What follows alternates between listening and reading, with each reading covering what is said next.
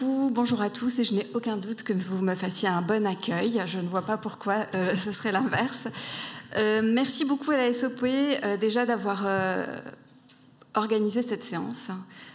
C'est plutôt très motivant pour l'assurance maladie de voir que la profession s'empare du sujet et s'est emparée du sujet de la prévention déjà depuis pas mal d'années. Merci à Romain Jacques qui a organisé cette journée et qui m'a proposé de venir. Donc j'ai 10 minutes pour vous passer un maximum de messages sur ce qui va se passer demain. Je vais enchaîner. Je trouvais que c'était extrêmement intéressant aussi les propos du docteur Perrier et du docteur Bas. J'ai pris plein de notes. Et j'ai compris, Anne-Charlotte, la petite demande de travailler sur le ROI. Pourquoi pas? Alors, la génération sans carie, MT dans tous les ans, je vais vous parler de tout ça. La génération sans carie, c'est un programme, c'est aussi une cohorte. C'est un programme, alors je vous ai fait des choses très très synthétiques. J'ai vu qu'il y avait plein de questions après. Je vais essayer d'y répondre à travers toutes ces slides. Tous ces slides, j'en ai 10. La génération sans carie, c'est un programme, essentiellement 3 volets, de façon très schématique. Le premier volet, c'est ce qui se passe dans vos cabinets dentaires. Donc c'est MT dans tous les ans, qui va devenir MT dans tous les ans à partir du 1er avril, sur la tranche d'âge 3-24 ans, que vous connaissez bien et je vais y revenir. Le volet 2, c'est les actions de prévention bucco-dentaire qui sont menées dans les écoles plutôt dans les secteurs de REP+, REP et REP+, les zones d'éducation prioritaire. Le volet 3, c'est plus un volet d'aller vers justement les patients dont parlait Anne-Charlotte tout à l'heure, qu'on n'arrive pas à toucher. Donc je reprends le premier volet et on s'y attardera un petit peu plus. MT dans tous les ans, il y a des changements pour vous dans vos cabinets. On a fait pas mal de com et vous retrouverez pas mal de choses sur amélie.fr.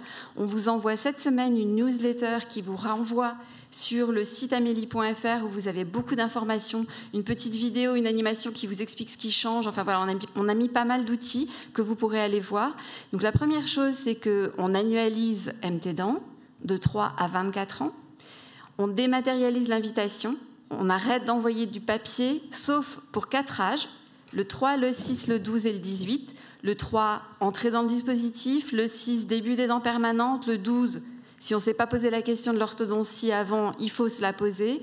Et 18, avant que le jeune ait son domicile, pour qu'on puisse enregistrer en fait le nouveau domicile du jeune et continuer de le suivre. Pour tous les autres, on dématérialise. Donc ça va être du mailing, des SMS, etc. On supprime le bon de prise en charge. Donc vous ne verrez plus un patient venir avec une fiche à remplir. D'accord ? Le patient viendra vous dire qu'il a eu l'invitation, ou vous saurez, quand vous le verrez, qu'il a passé l'âge supérieur et que vous pouvez lui proposer un examen bucco-dentaire. On renforce les messages de prévention. Donc cette séance est bien dédiée à des messages de prévention qui sont adaptés à l'âge de votre patient, à ses besoins, à ses caractéristiques de vie. Quand on a fait une concertation pour créer ce programme qui a été créé entièrement avec la profession, on s'est rendu compte d'une chose. Il y a eu une forte demande de la profession de nous dire, en fait, quand on voit le patient, il y a des patients, des tranches d'âge, on n'a pas toujours l'habitude, ou des sujets où on n'est pas tout à fait à l'aise. En fait, on aurait besoin d'un guide qui puisse synthétiser les messages apportés en fonction des âges. Donc ce guide a été fait par le Conseil national de la profession des chirurgiens dentistes. Ce guide est très synthétique, vous le retrouvez sur le site amélie.fr. Et il y a 2 entrées, âge et thématique. Autre chose, et c'est une question que vous avez posée, est-ce qu'on peut facturer des actes pendant la séance de BD? Alors jusqu'à maintenant, c'était un seul acte. Le but de la séance, c'est pas de faire des soins. Le but de la séance, c'est d'échanger avec le patient, de lui donner des conseils, de le faire parler, de voir où il en est dans ses compétences et de pouvoir le faire monter en compétences. Donc, s'il a un acte à faire, on s'était dit, OK, on le fait dans la séance pour ne pas refaire venir la famille. Le principe reste le même, sauf qu'on s'est dit qu'il faut permettre de faire une pose de vernis fluoré. Faire une pose de vernis fluoré, on va faire un détartrage avant. Donc, dans la situation où on veut faire une pose de vernis fluoré, on autorise à faire 2 actes, un détartrage, une pose de vernis fluoré. Donc c'est la seule situation pour laquelle on autorise de faire 2 actes dans la séance d'éducation. Les données de l'examen bucco-dentaire, vous allez les saisir dans un téléservice qui sera dans vos logiciels. Avant qu'il soit dans vos logiciels, il sera sur Amélie Pro. Donc à partir du 1er avril, vous le trouverez dans Amélie Pro si vos logiciels ne sont pas à jour. Donc toutes les données, le CAO, des données de santé orale, vous les saisirez dans le téléservice. Au niveau de la facturation, le BD passe à 10 € de plus avec des nouveaux codes. Et c'est un cofinancement assurance maladie, assurance complémentaire, avec un outil de facilitation pour vous permettre de faire le tiers payant intégral. Donc la loi a rappelé, le code de la sécurité sociale a évolué pour intégrer en fait tous les nouveaux âges et pour intégrer le paiement qui est partagé maintenant entre l'assurance maladie et les complémentaires. Et donc vous aurez un outil de facilitation qui vous permettra en fait d'intégrer les données de la complémentaire et de facturer à la complémentaire. On y reviendra certainement. Peut-être une précision, parce que souvent, en fait, entre Génération sans carie, MT dans tous les ans, il y a des âges différents et en fait, on s'y perd un petit peu. Génération sans carie, c'est une cohorte de 1 à 25 ans et c'est une cohorte qui va évoluer pour qu'on puisse continuer de les suivre. Donc en fait, 2025, on est sur 1 à 25 ans. 2026, on va étendre à 1 à 26 ans. C'est assez simple. Hein. 2027, 1 à 27 ans. C'est pour une fois un truc assez simple à retenir. Et en fait, cette génération sans carie, de quoi bénéficie-t-elle? Donc c'est cette génération qui bénéficie de soins qui sont pour le praticien majorés de 30%. Donc ça concerne toutes les restaurations coronaires et l'endodontie, et qui bénéficie aussi de la prise en charge de la pose de vernis fluoré. Pour mettre en place le MT dans tous les ans, vous aurez à votre disposition un certain nombre d'outils. Je les ai matérialisés là sur cette slide. Le guide BD dont je vous ai parlé, qui a été réalisé par le Conseil national de la profession des chirurgiens dentistes, un téléservice pour saisir les données, le carnet de santé de l'enfant qui a évolué, où vous avez maintenant une double page où vous pouvez saisir si vous avez vu l'enfant à quel âge et mettre votre tampon. C'est extrêmement simple. C'est comme un petit peu le suivi de la vaccination. L'enfant l'a fait, l'a pas fait, mais c'est une très bonne information que vous pouvez faire passer aux autres professionnels de santé qui suivent l'enfant. Et s'il n'y a pas de suivi, s'il n'y a jamais rien dans le carnet de santé, ça peut aussi éveiller la curiosité du professionnel de santé et se dire il faut que l'enfant aille voir le chirurgien dentiste et entamer au moins la conversation avec les parents sur ce sujet. L'outil de gestion du tiers payant, va nécessiter en fait un lecteur de data matrix qui est exactement le même que celui que vous allez utiliser pour lire à l'avenir ou déjà maintenant les cartes vitales dématérialisées. Vous savez que les cartes vitales sont dématérialisées maintenant et ça c'est vraiment un progrès pour éviter en fait la fraude. Hein. Donc en fait les patients ont la carte vitale sur leur téléphone et vous pouvez en fait le flasher avec le lecteur. Ce même lecteur sera utile pour flasher les données de la complémentaire santé et vous permettra de rentrer les données de façon automatique sans avoir à les saisir. Tous ces outils, vous pouvez en fait retrouver toutes les informations sur amélie.fr. Le deuxième volet du programme Génération sans carie, c'est une sensibilisation qui est faite dans les écoles. C'est un programme que vous connaissez, hein, qui était jusqu'à maintenant réalisé dans les classes de CP, des zones d'éducation prioritaire, qu'on va réorienter à partir de la rentrée 2025-2026 vers les classes de grande section de maternelle pour être en amont de l'éruption des dents permanentes. Et pour toutes les écoles, parce qu'en fait on fait un choix, hein, il y a un ciblage qui est fait pour les écoles qui sont visitées à la fois pour une sensibilisation collective et un dépistage. Pour toutes les écoles qui ne seront pas visitées, on va proposer à l'Éducation nationale un kit pédagogique que l'enseignant pourra intégrer dans ses enseignements. Il faut savoir qu'en grande section de maternelle, on apprend l'hygiène, et on apprend la santé, le corps humain, etc. Donc en fait, il faut qu'on puisse parler de la bouche aux enfants à ce moment-là et donner des outils aux enseignants pour qu'ils puissent mieux en parler. Le troisième volet, je vous ai dit, c'est un programme d'aller vers. Donc on a un programme au niveau de l'assurance maladie pour sensibiliser les familles qui sont en écart aux soins. Et là, on va se concentrer à partir de l'année prochaine sur des enfants de 5 ans et appeler les familles quand on voit qu'on n'a pas de prise en charge. On fait tourner des requêtes et on a des plateformes téléphoniques qui appellent les familles pour identifier s'il y a un problème, si on peut les aider à trouver un chirurgien dentiste.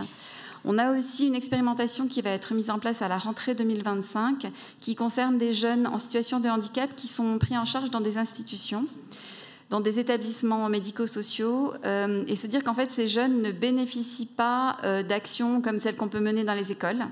Et donc proposer des actions dans les structures avec la volonté à la fois de former le personnel, de sensibiliser les jeunes et de dépister, et derrière d'avoir une prise en charge. Donc on travaille beaucoup avec le réseau Handident pour mettre en place cette expérimentation qui va toucher 11 établissements à la rentrée 2025. Un tas d'autres choses sont faites autour de ce programme Génération sans carie. On a demandé à la Haute Autorité de Santé une révision de la stratégie de prévention de la carie. Donc on attend cette révision pour la fin de l'année 2025. Nous avons saisi la HAS pour intégrer des nouveaux actes dans la CCM. C'est une obligation. Pour prendre en charge des nouveaux actes, il nous faut un avis de la HAS. Donc nous les avons saisis sur un certain nombre d'actes. L'objectif, c'est de pouvoir avoir ces avis d'ici la fin de l'année et d'entrer ces actes dans la prise en charge en 2026. Donc on parle de scellement thérapeutique, de fluorure diamine d'argent, de couronne pédodontique, voilà, tous ces actes-là, mainteneur d'espace, de l'ART, rentreront dans la CCM en 2026. On a une feuille de route de la santé de l'enfant, vous avez peut-être pu le voir, mais le programme Génération sans carie y est inscrit comme une mesure phare, et ce programme va continuer d'évoluer, et on veille à ce que la santé bucco-dentaire continue d'être inscrite dans cette feuille de route. Les établissements de santé, c'était une question que vous avez posée tout à l'heure, peuvent facturer de l'EBD. Souvent, c'est alors, ils sont tout à fait légitimes à le faire, parce qu'au début, en fait, on disait que c'était un programme conventionnel, donc ça ne concerne pas les établissements de santé. C'est un faux problème. À partir du moment où vous avez une offre de soins, vous pouvez réaliser des examens bucco-dentaires. La difficulté que rencontrent actuellement les établissements de santé, c'est la facturation. Les établissements de santé ont rarement un logiciel dentaire. Donc, ils ont un logiciel générique qui met à jour la CCM. L'examen bucco-dentaire n'est pas dans la CCM. Donc, ils n'ont pas les codes de l'EBD et ne facturent pas d'EBD. Ce qui est assez lourd en conséquence, parce que quand vous ne facturez pas d'EBD, c'est une activité blanche qui n'est pas financée. Et derrière, est-ce qu'on fait de l'enseignement? Est-ce qu'on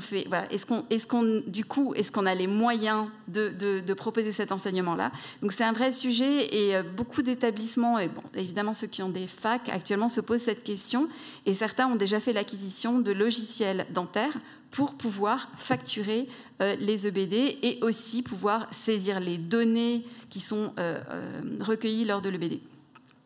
La formation continue, nous avons demandé à l'Agence nationale du DPC d'inscrire une feuille, une proposition de formation qui s'appelle Génération sans carie. Donc dans le prochain catalogue, il y aura une fiche sur la génération sans carie.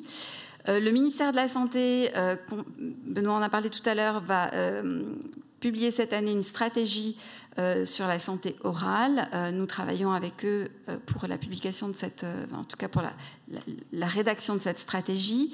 Et puis nous allons, l'assurance maladie finance une enquête nationale sur la santé orale des jeunes et des enfants qui va démarrer à la rentrée 2025. Et je fais peut-être un petit focus sur cette enquête qui va concerner à la fois la France et les DROM.